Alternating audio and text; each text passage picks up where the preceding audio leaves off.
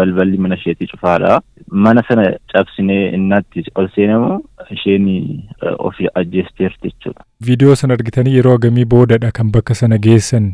Viidiyoo sana maxxansitee daqiiqaa nama dura achuma geenye itti fakkaata. Tilmaamaan waan akkasiidha. Namoonni baay'een miidiyaa hawaasaa irratti kan isaan barreessan qochollaan miidiyaa hawaasaa kanarratti akka itti jabaate namoonni ishee arrabsan akka turan waan akkasiifaa namoonni barreessan turaniiru. Wanti kun dhugaadha? Miidiyaa irratti namoonni baay'een jecha hin taane ittiin jedhu jabeessitee hojjetti yeroo namni ishee lolu. Takka takkaan boossi hin gadditi innaa takka takka immoo hin jabaatti.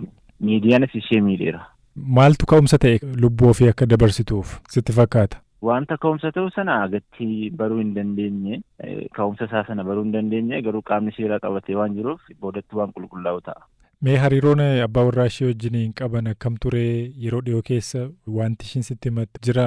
Walitti dhiyeenya qabna naan jetteetta. Abbaa manaa ishee wajjin gammaddu fakkaatti. Yeroo dhiyootti wal dhabbii hin qabanii jechaa jirta?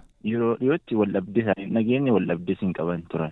Jireenyi ishii gara duubaa namoonni haasaantu jiranii mee haala guddina ishii waan beektu waa'ee boonii nutti himi? Kophee qulqulleessuura turte akkasumallee koshkoshii waan jedhamu carraa buusuudhaan taphachiisaa turte bakkeera daandiirra deemtee achi keessatti immoo fooyyooftee gara tiiktookii irratti ol dhufteetii laayivii xalaallootarii hojjetti argaa jireenyi ishee baay'ee fooyya'ee mana waan xiqqoo keessaa baatee mana guddaa erga keessatti reefuu torbee lamadha. Baay'ee galii guddaan hin qabdi konkolaataa bittee turte. Qarshii muraasa duwwaatu baankii qabatee jira malee maqaa ishee bittee jira. Kan isheen heerumte reefuudha.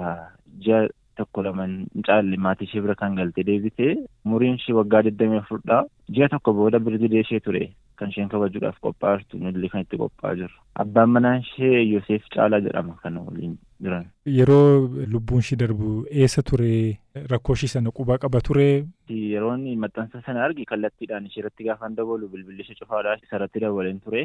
Suura kaasaan jira Finfinnee keessa naan jedhee erga nuti poolisii waamni wanta hundumaa mijeessine booda dhufan. Egaa lubbuu ofii ishee dabarsu wanti akeeku wanni sana mirkaneessu waan argitan maaltu jiraa fi? Inna bira geenye gamadumaan akka uffannistee jirti. Barreeffama kan biraallee waan tokko tokkollee barbaanne turre mana keessa homaan argine. Balballi banaa ture? Manni baay'ee cufaa ture cabeeti itti seename. Poolisii kutaa magaalaa Addis Katamaa naannoo Burcuqqootti itti gaafatamaa qorannoo yakkaa kan tahan Sintaayyoo Ayyala dhimma kanarratti gaafanneerra. Manni ishii keessa jiraattu cufaa tureeyyu. Erga mana keessa galan booda mana fincaanii keessatti wadaroodhaan. Wajjeesuu ishii bichaadha bakka kanaan hubanne garuu kana mana yaalatti kaa qulqulleessatu.